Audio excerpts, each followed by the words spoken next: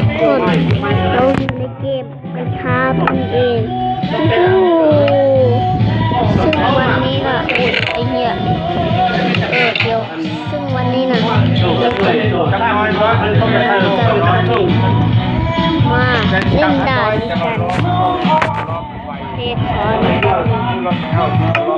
ปรับเป็นหัวแบบไม่ตัวก็ได้แต่ไม่เป็นไรเราปรับไม่ได้ต้องปรับตึง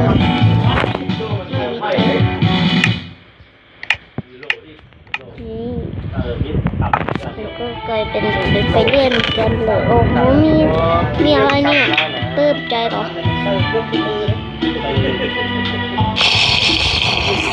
โอ้โหแจ้งมากทุกคนโอ้ยขอปรับเสียงแป๊บนึงโอ้ยโอ้ยเกือบตก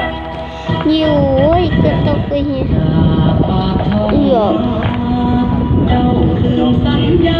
โอ้เรียบร้อย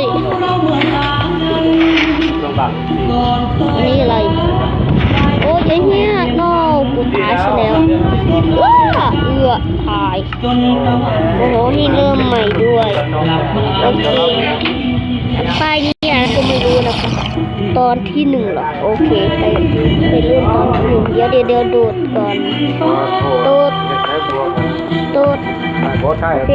โดดนี่โดดโอ้ยเกือบตกสุดท้ายโอเคแล้วตรงนี้มันง่ายมากนี่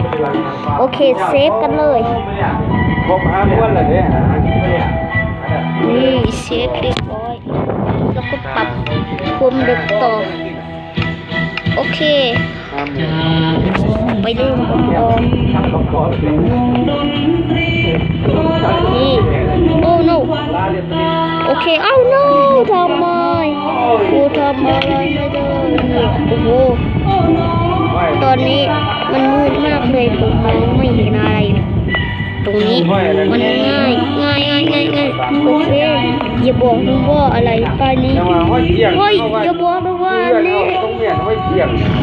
เราขึ้นกระโดดลงไปเฮ้ยตรงนี้อ้าวไม่โดนนะแต่โดนพื้นพอดีโอเคใครตีเราแล่นอยู่แต่ว่าผมบางเลยกันบางเฮ็ดเป็นเลียดก็เกี่ยงทุกคนใครตีเราก็ไม่รู้อ้าวผมไม่โดนจะตกไปเองนะคะใครตีเราก็ไม่รู้ลงไปข้างหน้า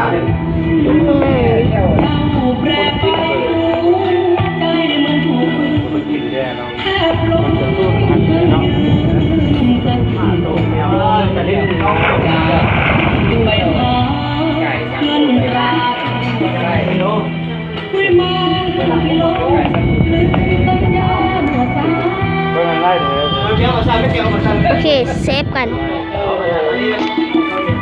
นี่เซฟเรียบร้อยเฮ้ยจะบอกไปทางเมื่อกี้ใครตีเราตรงนี้ก็ไม่รู้แต่ทุกคนเนี่ยโอเคนี่อะไร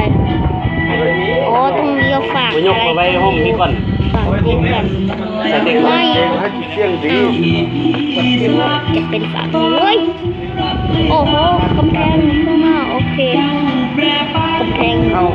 จริงฝั่งนี้เนี่ยเฮ้ยฝั่งไหนฝั่งนี้ต่อเฮ้ยโอเคขอตัวลาไปก่อนไว้เจอกันใหม่หน้าบ๊ายบายซึ่งโหลดแมปนี้มาได้เพื่อเล่นเกมดูดิข้างล่างมาดูดิโอเคงั้นขอตัวลาไปก่อนไว้เจอกันใหม่คลิปหน้าบ๊ายบายแต่กดไลค์กดซับสไครต์ด้วยนะคะแล้วก็กดแชร์ไปก่อนกระโดดตายเลยเดี๋ยวไปตายแล้วโอเคไปก่อน